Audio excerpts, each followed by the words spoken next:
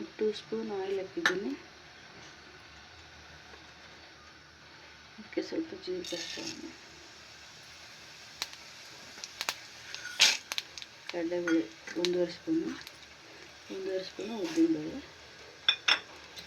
ಇವಾಗ ಫ್ರೈ ಮಾಡ್ಕೊಳ್ಳೋಣ.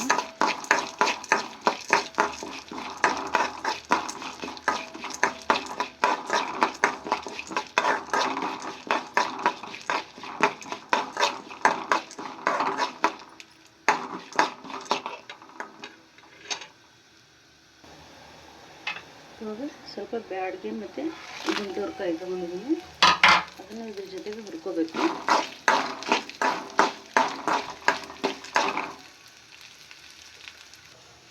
ನೋಡಿ ಈ ಥರ ಕಲರ್ ಬರೋವರೆಗೂ ಹುರಿದಿದ್ದೀನಿ. ಇವಾಗ ಮಿಕ್ಸಿ ಜಾರಿಗೆ ಹಾಕೊಳ್ಳೋಣ.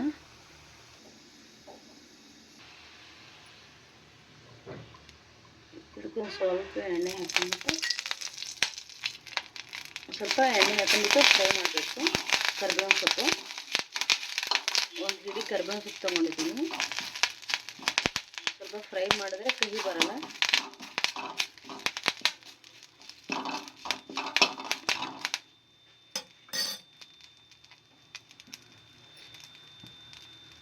ಇದನ್ನು ಸಪ್ರೇಟಾಗಿ ಹುರ್ಕೋಬೇಕು.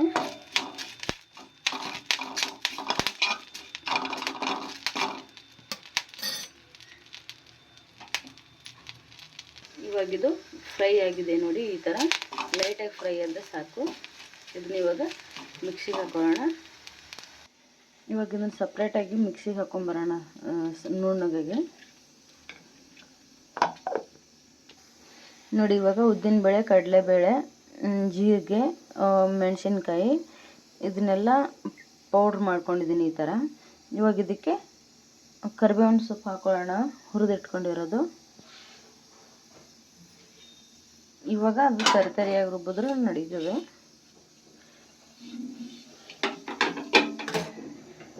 ಇವಾಗ ಇದನ್ನು ಒಂದು ಬಟ್ಲಿಗೆ ಎತ್ತಿಟ್ಕೊಂಡ್ಬಿಡೋಣ ಇದನ್ನು ಪೌಡ್ರನ್ನ.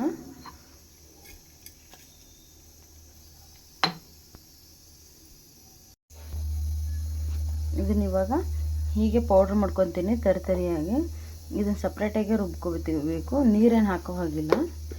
ಹೀಗೆ ತರಿಯಾಗಿ ಮಿಕ್ಸಿಗೆ ಮಾಡ್ಕೊಂಬರ್ತೀನಿ. ನೋಡಿ ಇದು ಇವಾಗ ಮಿಕ್ಸಿ ಮಾಡ್ಕೊಂಡಿದ್ದೀನಿ, ಹೇಗಾಗಿದೆ ಅಂತ ನೋಡೋಣ. ನೋಡಿ ಈ ಥರ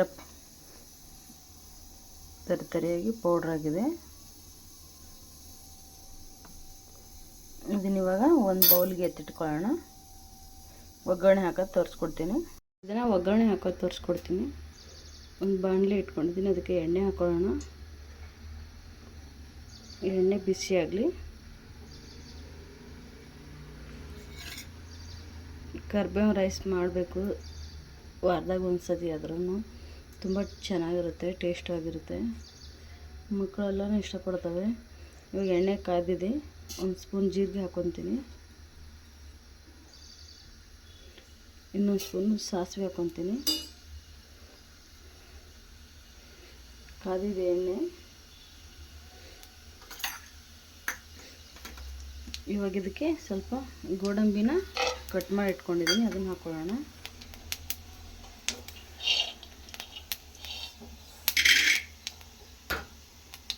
ಮತ್ತು ಇವಾಗ ಸ್ವಲ್ಪ ಕಡಲೆ ಬೀಜ ಹಾಕೊಳ್ಳೋಣ. ಸ್ವಲ್ಪ ಹೀಗೆ ಫ್ರೈ ಮಾಡ್ಕೊಳ್ಳೋಣ. ಇದನ್ನು ತುಂಬ ಐಟಮ್ಸ್ ಬೇಕಾಗಲ್ಲ ಮಾಡೋಕ್ಕೆ, ತುಂಬ ಟೈಮು ಹಿಡಿಯಲ್ಲ. ಇವಾಗ ಇದಕ್ಕೆ ಬೆಳ್ಳುಳ್ಳಿ ಹಾಕೊಳ್ಳೋಣ.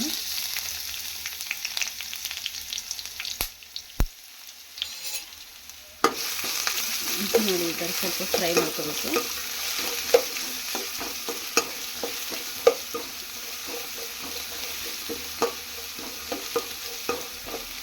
ಇವಾಗ 1 ಸ್ಪೂನ್ ಅರಿಶಿನ ಹಾಕೋಣ.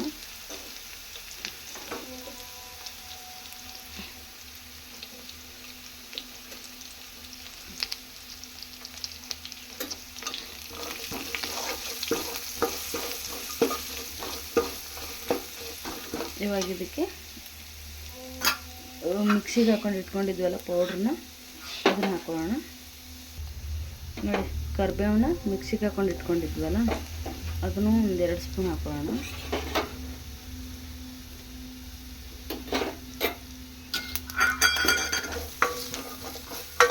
ಇನ್ನೇನು ಜಾಸ್ತಿ ಹೊತ್ತು ಫ್ರೈ ಮಾಡೋದು ಬೇಡ ಇದು.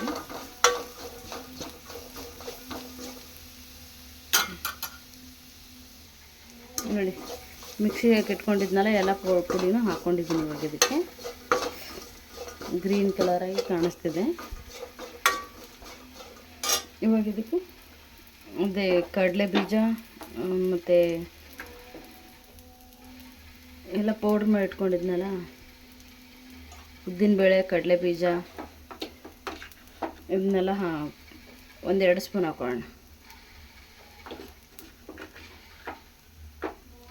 ಖಾರ ಇದೆಲ್ಲ ಆಗಿದೆ ಇದರಲ್ಲಿ, ಖಾರ ನೋಡ್ಕೊಂಡು ಹಾಕೊಳ್ಳೋಣಂತೆ.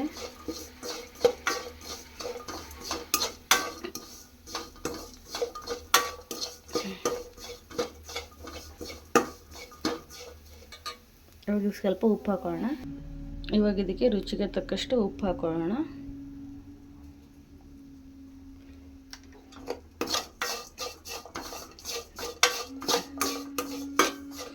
ನೋಡಿ ಇವಾಗ ಇದನ್ನು ಉರಿ ಆರಿಸ್ಬಿಡೋಣ. ಇವಾಗ ಸಪ್ರೇಟಾಗಿ ರೈಸ್ ಮಾಡಿ ಇಟ್ಕೊಂಡಿದ್ದೆ, ಇದನ್ನ ಇವಾಗ ಇದಕ್ಕೆ ಹಾಕಿ ಮಿಕ್ಸ್ ಮಾಡ್ಕೊಳ್ಳೋಣ.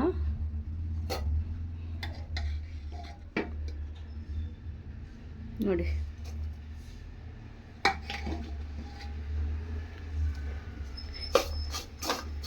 ಒಲೆ ಆರಿಸಿದ್ದೀನಿ, ಏಕೆಂದರೆ ರೈಸು ಬಿಸಿ ಇದೆಯಲ್ಲ, ಹಾಗಾಗಿ ಇದೇನು ಬಿಸಿಯಾಗೋ ಅವಶ್ಯಕತೆ ಇಲ್ಲ. ಎಲ್ಲ ರೈಸ್ ಹಾಕ್ಕೊಂಡು ಮಿಕ್ಸ್ ಮಾಡ್ಕೊತೀನಿ. ನೋಡಿ ಇವಾಗ ಇದಕ್ಕೆ ರೈಸ್ಗೆ ಹಾಕ್ಕೊಂಡು ಹಿಂಗೆಲ್ಲ ಮಿಕ್ಸ್ ಮಾಡ್ಕೊತಾ ಇದ್ದೀನಿ. ನೀಟಾಗಿ ಎಲ್ಲ ಮಿಕ್ಸ್ ಮಾಡ್ಕೋಬೇಕು. ಇದ್ರ ಜೊತೆಗೆ ಸ್ವಲ್ಪ ಕೊಬ್ಬರಿ ಚಟ್ನಿ ಏನಾದರೂ ಆಗಿದ್ರೆ ಇನ್ನೂ ಸೂಪರಾಗಿರುತ್ತೆ ಟೇಸ್ಟು. ಇದಕ್ಕೆ ಇವಾಗ ಸ್ವಲ್ಪ ನಿಂಬೆಹಣ್ಣು ಹಿಂಡ್ಕೊಳ್ಳೋಣ, ಚೆನ್ನಾಗಿರುತ್ತೆ. ನೋಡಿ ಇವಾಗ ನಿಂಬೆಹಣ್ಣು ಹಿಂಡ್ಕೊಳ್ಳೋಣ ಮೇಲೆ.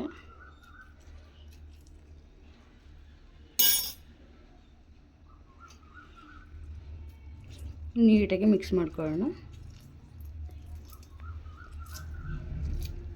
ಟೊಮೆಟೊದೇನು ಹಾಕಲ್ಲ, ಈರುಳ್ಳಿ ಟೊಮೆಟೊ ಹಾಕೋದಿಲ್ಲ, ಹಾಗಾಗಿ ನಿಂಬೆಹಣ್ಣು ಹಿಂಡ್ಕೋಬೇಕು ಹುಳಿಗೆ. ಬೀಜ ಎತ್ತಿಕ್ಕೆ ಬಿಡೋಣ, ಎಲ್ಲ ಕಹಿ ಬಂದುಬಿಡ್ತದೆ. ನೀಟಾಗಿ ಎಲ್ಲ ಮಿಕ್ಸ್ ಮಾಡ್ಕೊಬಿಡೋಣ. ಇವಾಗ ಹುಳಿ ಎಲ್ಲ ಮಿಕ್ಸ್ ಆಗುತ್ತೆ ಅದಕ್ಕೆ.